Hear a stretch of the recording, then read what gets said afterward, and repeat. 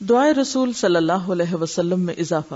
جس طرح دعائے اذان میں لوگوں نے اضافہ کر رکھا ہے، اسی طرح اس دعا میں بھی لوگوں نے زیادتی کی ہوئی ہے. وہ زیادتی ملاحظہ ہو، اللہم انت السلام و منک السلام. رسول اللہ صلی اللہ علیہ وسلم کے الفاظ ہیں. آگے وَإِلَيْكَ يَرْجِعُ السَّلَامُ حَيِّنَا رَبَّنَا بِالسَّلَامِ وَادْخِلْنَا دَارَ السَّلَامِ کا اضافہ کر رکھا ہے. کس قدر افسوس کا مقام ہے کہ شروع اور اخیر میں رسول اللہ صلی اللہ علیہ وسلم کے الفاظ اور درمیان میں خود اپنی طرف سے دعائیہ جملے بڑھا کر حدیث رسول میں زیادتی کی ہوئی ہے. کیا آپ یہ جملے بھول گئے تھے یا دعا ناقص چھوڑ گئے تھے؟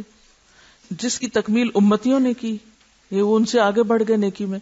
اگر کوئی کہے کہ ان بڑھائے ہوئے جملوں میں خرابی کیا ہے، اکثر لوگ یہی کہتے ہیں نا کہ ان میں کوئی ایسی بات تو نہیں لکھی ہوئی، ان کا ترجمہ بہت اچھا ہے. آخر دعا ہی ہے نا اور اللہ ہی کے آگے ہے. گزارش ہے کہ انسان اپنی مادری یا عربی زبان وغیرہ میں جو دعا چاہے اپنے مالک سے کرے، یعنی الگ سے آپ جتنی مرضی دعائیں کریں، کوئی روک نہیں. جو جملے چاہیں دعا میں استعمال کریں، کوئی حرج نہیں. مگر حدیث رسول صلی اللہ علیہ وسلم میں اپنی طرف سے الفاظ یا جملے زیادہ کرنا ناجائز ہے. یہ فرق ہے، ٹھیک ہے؟ یعنی دعا مانگنے میں کوئی حرج نہیں.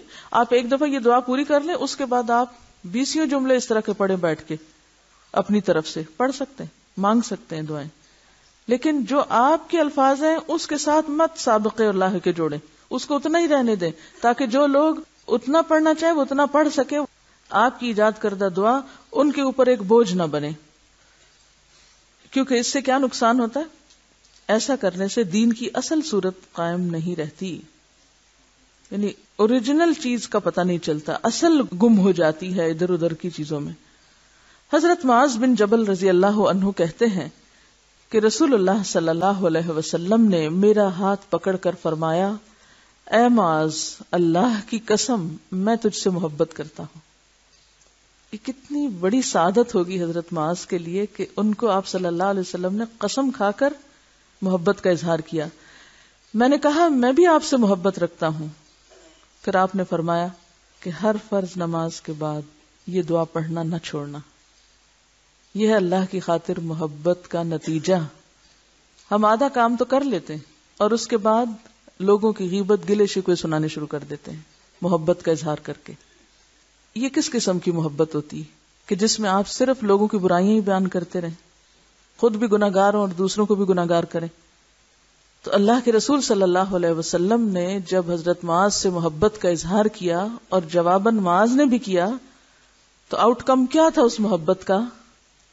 کہ پھر یہ دعا نہ بھولنا ہر نماز کے بعد. محبت تو اس کام کے لیے کہ نیکی اور خیر اور بھلائی کے کاموں میں ایک دوسرے کو آگے بڑھایا جائے. اور وہ دعا کیا ہے؟ رب اعنی علی ذکرک و شکرک و حسن عبادتک.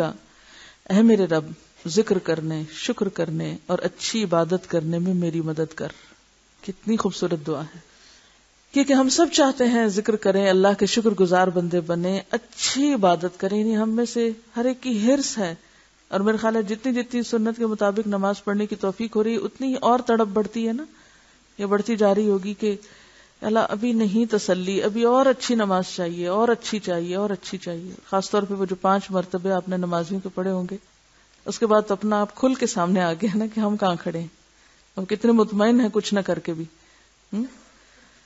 تو ظاہر ہے کہ ہم بندے تو کمزور ہیں، کوشش کے باوجود بھی کامیاب نہیں ہو پاتے. ایسے میں پھر مدد کون کرے گا، ہاتھ کون پکڑے گا؟ اللہ رب العزت ہی کی مدد ضروری ہے.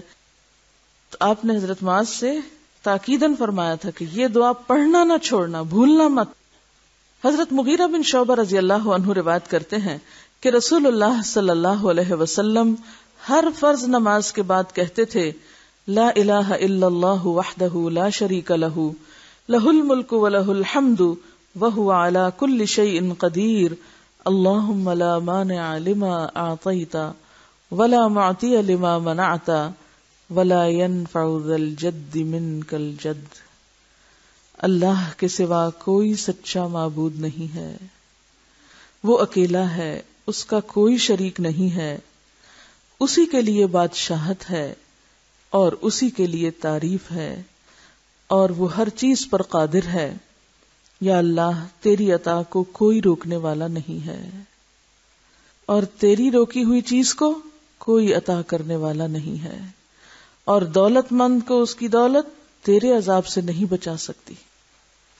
حضرت عبداللہ بن زبیر رضی اللہ عنہ روایت کرتے ہیں کہ رسول اللہ صلی اللہ علیہ وسلم نماز سے سلام پھیرنے کے بعد یہ دعا پڑھا کرتے تھے، لا الہ الا اللہ وحدہ لا شریک لہ لہ الملک ولہ الحمد وہو علی کل شیء قدیر لا حول ولا قوة الا باللہ لا الہ الا اللہ ولا نعبد الا ایاہ لہ النعمۃ ولہ الفضل ولہ الثناء الحسن لا الہ الا اللہ مخلصین لہ الدین ولو کرہ الکافرون۔ کیا مانگا اس میں؟ کیا مانگا گیا اس میں؟ دیکھیے کچھ بھی نہیں مانگا گیا۔ بعض اوقات کچھ نہ مانگنا بھی مانگنا ہوتا ہے، اور وہ کیا ہے؟ اللہ کی حمد و ثنا کرتے رہنا۔ کیونکہ پیچھے میں نے آپ کو بتایا تھا کہ اللہ کی حمد و ثنا اور تسبیح جو ہے وہ مانگنے سے بھی افضل ہے، جیسے قرآن کی قرات جو ہے مانگنے سے بھی افضل ہے۔ حج کے موقع پر ایک دعا آتی ہے، آپ صلی اللہ علیہ وسلم فرمایا کہ میں اور مجھ سے پہلے کے انبیاء کو جو بہترین دعا بتائی گئی اس موقع کی وہ ہے لا الہ الا اللہ وحدہ لا شریک لہ۔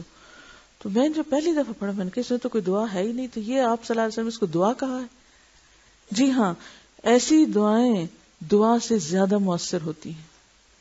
دیکھیے اس میں اللہ کی حمد و ثنا ہے، کثرت کے ساتھ اسی کی خوبیاں اور تعریفیں بیان کی گئی ہیں، اور اپنے اخلاص کا اظہار ہے، اپنی محبت کا اظہار ہے۔ تو جو بندہ اس محبت کے ساتھ رب کو پکارتا ہے وہ رب کی ساری توجہ کو اپنی طرف نہیں کر لیتا، رب کی رحمت کو متوجہ کر لیتا۔ اور جب رب کی رحمت ہو جائے اور رب ہماری طرف متوجہ ہو جائے تو پھر وہ ہمیں کتنا دے سکتا ہے، یا کتنا دیتا ہے؟ ہمارے مانگنے سے بھی زیادہ، جو ہمیں بھی نہیں پتا کہ ہمیں مانگنا چاہیے۔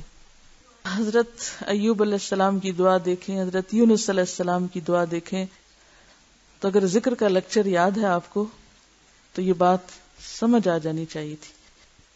یہ کہہ رہی ہیں کہ کچھ فقیر ایسے ہوتے ہیں جو کچھ نہیں مانگتے، صرف تعریف کرتے رہتے ہیں یا پھر صرف دعائیں دیتے رہتے ہیں، عمر لمبی ہو اور کئی قسم کی دعائیں دیتے رہتے ہیں۔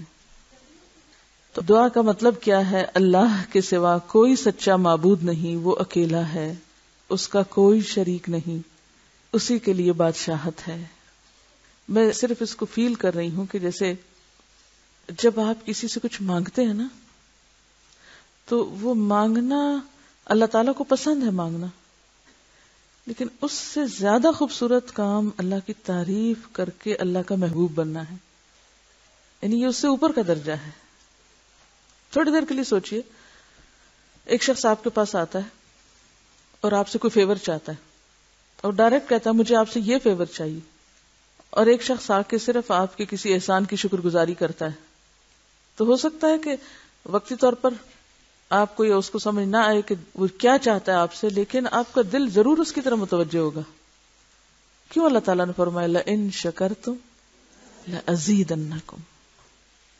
اگر صرف نعمتوں کا شکر ادا کرنے کی توفیق ہو گئی نا تو مانگے بنا بھی نعمتوں میں اضافہ ہو جائے گا۔ مانگے بنا صرف شکر گزار بن جائیں، اور یہی سب سے مشکل کام ہے۔ بھائی جو اللہ کی حمد و ثنا کی گئی ہے یہ سب شکر گزاری ہے کہ مظہر ہے۔ جب آپ کو کسی سے محبت ہوتی ہے، کوئی اچھا لگتا ہے یا کسی پہ پیار آتا ہے تو خود بخود اس کو دینے کو دل چاہتا ہے۔ اگر اللہ تعالیٰ کو ہم پر رحم آ گیا پھر کسی بھی چیز سے محرومی باقی نہیں رہے گی۔ اب آپ اس کا ترجمے کو غور سے ذرا دیکھیے کہ کس انداز میں اللہ کی تعریف کی گئی ہے۔ اللہ کے سوا کوئی سچا معبود نہیں، وہ اکیلا ہے، اس کا کوئی شریک نہیں، اسی کے لیے بادشاہت ہے اور اسی کے لیے تعریف ہے، اور وہ ہر چیز پر قادر ہے۔ گناہوں سے رکنا اور عبادت پہ قدرت پانا صرف اللہ کی توفیق سے ہے، خود کو کوئی کریڈٹ نہیں دیا جا رہا کہ اللہ میں یہ اور یہ کرتا ہوں۔ اللہ کے سوا کوئی سچا معبود نہیں اور ہم صرف اسی کی عبادت کرتے ہیں۔ ہر نعمت کا مالک وہی ہے۔ کیا خوبصورت بات ہے۔ کوئی بھی نعمت مانگنے اور طلب کرنے کی بجائے کیا کہا جا رہا ہے؟ سب کچھ تو تیرے ہاتھ میں ہے، ہر نعمت کا مالک وہی ہے، سارا فضل اسی کی ملکیت ہے، یعنی فضل اور نعمتیں صرف اسی کی طرف سے ہیں، اسی کے لیے اچھی تعریف ہے۔ اللہ کے سوا کوئی معبود نہیں، ہم صرف اسی کی عبادت کرتے ہیں اگرچہ کافر برا منائے. یہ جو بات ہے نا آخری، اگرچہ کافر برا منائے پھر بھی ہم اسی کی عبادت کرتے ہیں، یہ کس چیز کو ظاہر کر رہا ہے؟ ایمان کی مضبوطی اور اللہ سے والہانہ محبت کا اظہار کہ خواہ کسی کو اچھا نہ بھی لگے یار اب پھر بھی ہم تیری عبادت کریں گے. اب آپ دیکھیے، پھر آپ اس کو ذرا عام موقع کی مناسبت سے سمجھیے کہ کوئی شخص آپ کے پاس آ کے کہتا ہے کہ آپ کے پاس میرا آنا فلاں کو پسند نہیں، لیکن مجھے اس کی پرواہ نہیں، وہ نہ بھی پسند کرے پھر بھی میں آپ کے پاس آتا رہوں گا. یہ کیا انداز ہے نا کہ یار اب تیرے سامنے میرا جھکنا لوگوں کو پسند نہیں، تیرا بندہ بننا لوگوں کو نہیں اچھا لگتا. ایسا ہوتا ہے؟ کبھی ہوا ایسا کہ اللہ کا بندہ بننا لوگوں کو پسند نہ آئے؟ پھر آپ کہیں یا رب چاہے لوگوں کو اچھا نہ لگے پھر بھی میں تیری اطاعت کرتا رہوں گا، پھر بھی تیری ہی طرف آؤں گا، پھر بھی تیرا ہی بنوں گا. آپ خود سوچیں کہ یہ کلمات کیا وزن رکھتے ہیں، کیا معنی رکھتے ہیں، اس کے پیچھے کیسے جذبات ہیں ایک بندے کے. لیکن چونکہ ہم سوچ سمجھ کے نہیں پڑھتے، ایسے ہی پڑھ جاتے ہیں. مخلصین لہ الدین ولو کرہ الکافرون. رسول اللہ صلی اللہ علیہ وسلم نماز کے بعد ان کلمات کے ساتھ اللہ کی پناہ پکڑتے تھے. اللہم انی اعوذ بک من الجبن واعوذ بک من البخل واعوذ بک من ان ارد الى ارذل العمر واعوذ بک من فتنۃ الدنیا وعذاب القبر. اے اللہ میں بزدلی اور کنجوسی سے تیری پناہ چاہتا ہوں. دیکھیں سب سے پہلے کیا مانگا جا رہا ہے نا، یعنی مانگنے کی چیزوں میں پہلے پچھلی چیزیں تو سب کیا ہیں؟ حمد و ثنا، تعریف. اور جو مانگنے کی چیز ہے وہ یا اللہ اس بزدلی اور کنجوسی اور بخل سے مجھے بچا، اور اس بات سے بھی تیری پناہ چاہتا ہوں کہ مجھے رذیل عمر، ارذل العمر یعنی زیادہ بڑھاپے کی طرف پھیرا جائے. اور اسی طرح میں دنیاوی فتنوں اور عذاب قبر سے بھی تیری پناہ چاہتا ہوں. حضرت ابو ہریرہ رضی اللہ عنہ کہتے ہیں کہ رسول اللہ صلی اللہ علیہ وسلم نے فرمایا، اس شخص کے تمام گناہ معاف کر دیے جائیں گے خواہ سمندر کی جھاگ کے برابر ہوں، جو ہر فرض نماز کے بعد یہ پڑھے سبحان اللہ 33 بار، الحمدللہ 33 بار، اللہ اکبر 33 بار، اور ایک بار لا الہ الا اللہ وحدہ لا شریک لہ لہ الملک ولہ الحمد وہو علی کل شیء قدیر. اللہ ہر عیب سے پاک ہے، ساری تعریف اللہ کی ہے، اللہ سب سے بڑا ہے، اللہ کے سوا کوئی سچا معبود نہیں، وہ اکیلا ہے، اس کا کوئی شریک نہیں، اسی کے لیے ساری بادشاہت اور اسی کے لیے ساری تعریف ہے، اور وہ ہر چیز پر خوب قدرت رکھنے والا ہے. اس کے گناہ بخشے جائیں گے اگرچہ دریا کی جھاگ کے مانند ہو. حضرت کعب بن عجرہ رضی اللہ عنہ روایت کرتے ہیں، اب آپ دیکھیے کہ ان کلمات میں کوئی استغفار بھی نہیں پڑھا گیا، کچھ نہیں مانگا گیا. کیا ہے؟ اللہ کی تعریف، اللہ کی پاکی بیان کی گئی ہے، اللہ کا شکر ادا کیا گیا، اللہ کی بڑائی بیان کی گئی ہے. اور ایک بار الحمدللہ کہنا میزان بھر دیتا ہے، ایک بار اللہ اکبر کہنا زمین و آسمان کو نور سے بھر دیتا ہے. تو جس شخص کو یہ نصیب ہو جائے اس طرح ذکر کرنا، پھر کیوں نہ اس کے گناہ معاف ہو جائیں. حضرت کعب بن عجرہ رضی اللہ عنہ روایت کرتے ہیں کہ رسول اللہ صلی اللہ علیہ وسلم نے فرمایا، جو شخص فرض نماز کے بعد سبحان اللہ 33 بار، الحمدللہ 33 بار اور اللہ اکبر 34 بار کہے گا، وہ نامراد نہیں ہوگا، وہ نامراد نہیں ہوگا، یعنی اسے سب کچھ مل جائے گا. حضرت عقبہ بن عامر رضی اللہ عنہ روایت کرتے ہیں کہ رسول اللہ صلی اللہ علیہ وسلم نے مجھے حکم کیا کہ میں ہر فرض نماز کے بعد معوذات پڑھا کروں. معوذات اللہ کی پناہ میں دینے والی صورتیں، یہ ان صورتوں کو کہتے ہیں جن کے شروع میں قل اعوذ کا لفظ آتا ہے، انہیں معوذتین بھی کہا جاتا ہے. یعنی قرآن پاک کی آخری 2 صورتیں جو حسب ذیل ہیں، بسم اللہ الرحمن الرحیم، قل اعوذ برب الفلق من شر ما خلق ومن شر غاسق اذا وقب ومن شر النفاثات في العقد ومن شر حاسد اذا حسد. اللہ کے نام سے شروع کرتا ہوں جو بہت رحم کرنے والا نہایت مہربان ہے. کہو میں پناہ مانگتا ہوں صبح کے رب کی، ہر اس چیز کے شر سے جو اس نے پیدا کی ہے، اور اندھیری رات کے شر سے جب کہ وہ چھا جائے، اور گرہوں میں پھونکنے والیوں کے شر سے یعنی جادو ٹونا کرنے والوں کے شر سے اور حاسد کے شر سے جبکہ وہ حسد کرے۔ بسم اللہ الرحمن الرحیم، قل اعوذ برب الناس ملک الناس الہ الناس من شر الوسواس الخناس الذی یوسوس فی صدور الناس من الجنۃ والناس۔ اللہ کے نام سے شروع کرتا ہوں جو بہت رحم کرنے والا نہایت مہربان ہے۔ کہو میں پناہ مانگتا ہوں لوگوں کے رب کی، لوگوں کے مالک کی، لوگوں کے معبود کی، اس وسوسہ ڈالنے والے کے شر سے جو بار بار پلٹ کر آتا ہے، جو لوگوں کے دلوں میں وسوسے اور برے خیالات ڈالتا ہے، خواہ وہ جنوں میں سے ہو یا انسانوں میں سے۔ حضرت ابو امامہ رضی اللہ عنہ روایت کرتے ہیں کہ میں نے رسول اللہ صلی اللہ علیہ وسلم کو فرماتے ہوئے سنا، جو شخص ہر نماز کے بعد آیت الکرسی پڑھے تو اس کو بہشت میں داخل ہونے سے سوائے موت کے کوئی چیز نہیں روکتی۔ ہر فرض نماز کے بعد آیت الکرسی، اللہ لا الہ الا ہو الحی القیوم لا تأخذہ سنۃ ولا نوم لہ ما فی السماوات وما فی الارض من ذا الذی یشفع عندہ الا بإذنہ یعلم ما بین ایدیہم وما خلفہم ولا يحيطون بشيء من علمه إلا بما شاء وسع كرسيه السماوات والأرض ولا يؤوده حفظهما وهو العلي العظيم۔ اللہ کے سوا کوئی سچا معبود نہیں، وہ زندہ ہے، ہمیشہ قائم رہنے والا ہے، وہ اونگتا ہے نہ سوتا ہے، اسی کا ہے جو کچھ آسمانوں اور زمین میں ہے، اس کی اجازت کے بغیر کون اس کے پاس کسی کی سفارش کر سکتا ہے؟ وہ جانتا ہے جو کچھ ان سے پہلے گزرا اور جو کچھ ان کے بعد ہوگا، اور لوگ اس کے علم میں سے کسی چیز کا احاطہ نہیں کر سکتے، یعنی معلوم نہیں کر سکتے، مگر جتنا وہ چاہتا ہے اتنا علم جسے چاہتا ہے دے دیتا ہے۔ اس کی کرسی نے آسمانوں اور زمین کو گھیر رکھا ہے، اور ان دونوں کی حفاظت اس کو تھکاتی نہیں، وہ بلند و بالا بڑی عظمتوں والا ہے۔ رسول اللہ صلی اللہ علیہ وسلم نے فرمایا، جو شخص رات کو سوتے وقت آیت الکرسی پڑھ لیتا ہے تو اللہ کی طرف سے اس کے لیے محافظ مقرر کر دیا جاتا ہے، اور طلوع فجر تک شیطان اس کے قریب نہیں آتا۔ اللہم اصلح لی دینی الذی جعلتہ لی عصمتا واصلح لی دنیای التي جعلت فیہا معاشی اللہم انی اعوذ برضاک من سخطک واعوذ بعفوک من نقمتک واعوذ بک منک لا مانع لما اعطیت ولا معطی لما منعت ولا راد لما قضیت ولا ينفع ذا الجد منک الجد۔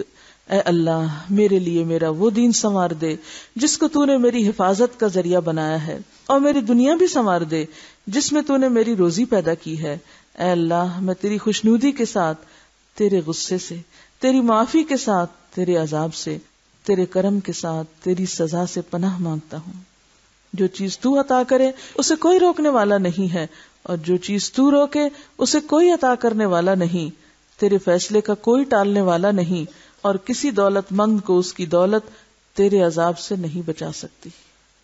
ایک اور دعا ہے، رب اعنی ولا تعن علی وانصرنی ولا تنصر علی وامکر لی ولا تمکر علی واہدنی ویسر الہدی لی وانصرنی علی من بغى علی رب اجعلنی شاکرا لک ذاکرا لک راہبا لک مطواعا لک مخبتا الیک اواہا منیبا رب تقبل توبتی واغسل حوبتی واجب دعوتی وثبت حجتی وسدد لسانی واہد قلبی واسلل سخیمۃ صدری۔ بہت ہی خوبصورت دعا ہے یہ۔ اے رب تو میری مدد کر اور میرے خلاف مدد نہ کر، مجھے غالب کر، کسی کو مجھ پہ غالب نہ کر، مجھے تدبیر بتا اور میرے دشمنوں کو میرے خلاف تدبیر نہ بتا، مجھے ہدایت دے اور ہدایت میرے لیے آسان کر دے، اور میرے اوپر ظلم کرنے والوں کے خلاف میری مدد فرما۔ اے میرے رب مجھے اپنا شکر کرنے والا، اپنا ذکر کرنے والا، اپنے سے ڈرنے والا، اپنا حکم ماننے والا، اپنے سامنے گڑ گڑانے والا اور اپنی طرف عاجزی سے رجوع کرنے والا بنا دے۔ اے میرے رب میری توبہ قبول فرما، میرے گناہ دھو ڈال، میری دعا قبول کر لے، میری دلیل ثابت رکھ، میری زبان سیدھی کر، میرے دل کو ہدایت سے نواز، اور میرے سینے سے کینہ نکال دے. یعنی بندوں کا حسد اور بغض اور نفرت، کیونکہ وہ بندوں سے زیادہ تو خود مجھے کو تکلیف دیتا ہے نا. کینہ جس کے اندر ہو، بغض جس کے اندر ہو، نفرتیں جس کے اندر ہو، حسد جس کے اندر ہو، وہ اسی کے لیے عذاب ہے. وہ گندگی اٹھائے پھر رہا ہے. تو جس کے پاس گندگی ہو، اسمیل کس کو آئے گی اس کی؟ اٹھانے والے کو تو سب سے پہلے آئے گی نا. تو لوگوں سے نفرت لوگوں سے زیادہ خود مجھے کو نقصان دیتی. اس لیے اپنے فائدے اور اپنی بھلائی میں ہے کہ ہم دوسروں کے بارے میں اپنے دل کو صاف کر دیں اور چیزوں کو نکال باہر پھینکیں اور سب کو معاف کر کے اپنے کام سے کام رکھیں.